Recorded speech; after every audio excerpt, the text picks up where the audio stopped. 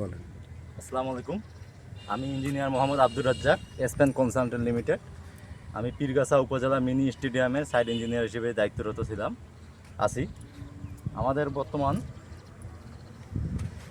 গত সপ্তাহে আমি ডিজাইন অনুযায়ী আমাদের ভবন প্যাভিলিয়ন ভবনের যে আমাদের দক্ষিণ পাশের গ্যালারির আমি সিসি ঢালাই করি। আমাদের ডিজাইন অনুযায়ী শুধু সিসি ঢালাই আছে 6-1 ঢালাই এবং 3 ইঞ্চি ঢালাই।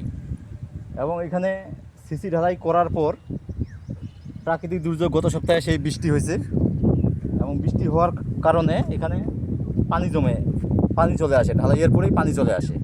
ঢালাইয়ের পরে পানি চলে আসার কারণে আমাদের ঢালাইটা পর্যাপ্ত শক্তি অর্জন করতে পারেনি এবং আমরা তার পরের দিন আবার পানিটা বের করে দিয়ে আমরা এখানে রোডের বেস বাঁধছি।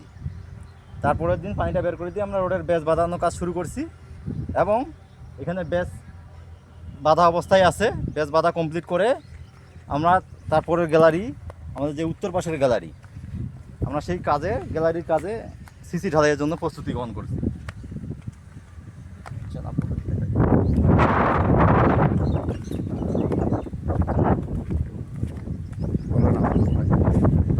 আমরা আছি আমাদের প্যাভিলিয়ন ভবনের উত্তর পাশে।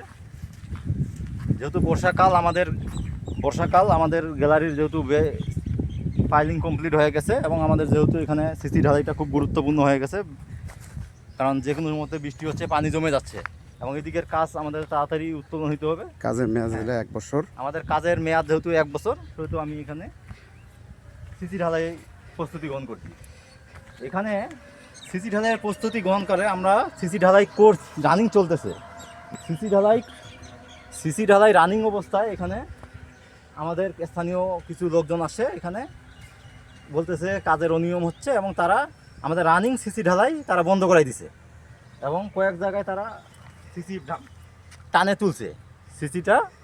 তুলছে। এখানে সিসি ঢালাই চলাকালে এখানে পরিস্থিতি দেখতে পাচ্ছেন, আমরা পানি থেকে কাজ করতেছি, কারণ এখানে চারপাশে পানির কারণে এখানে পানি চুয়াচ্ছে, সবসময় পানিটা চুয়াচ্ছে এবং পানির কারণে এখানে সিসিটা পর্যাপ্ত শক্তি অর্জন করতে না পারার কারণে নিচের মাটিটা তো নরম, যার কারণে এখানে আমরা রানিং ঢালাই অবস্থায় তারা এখানে ঢালাইটা তুলে ভাঙে ফেলছে এবং আমাদের রানিং ঢালাই অবস্থায় যে ঢালাই দিয়ে আমরা যেই ঢালাই দিয়ে কাজ করছি তারা কাজ একদম বন্ধ করছে, সেই অবস্থায় আছে।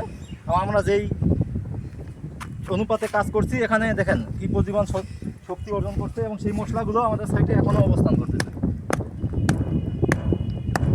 কি পরিমাণ শক্ত হয়ে গেছে। এবং এখানে যেই মাল আছে সেই মাল দিয়েই আমরা কাজ করছি, রানিং ঢালাই তারা তুলে উঠাইছে এবং তারা ওই পাশে একটা বেসের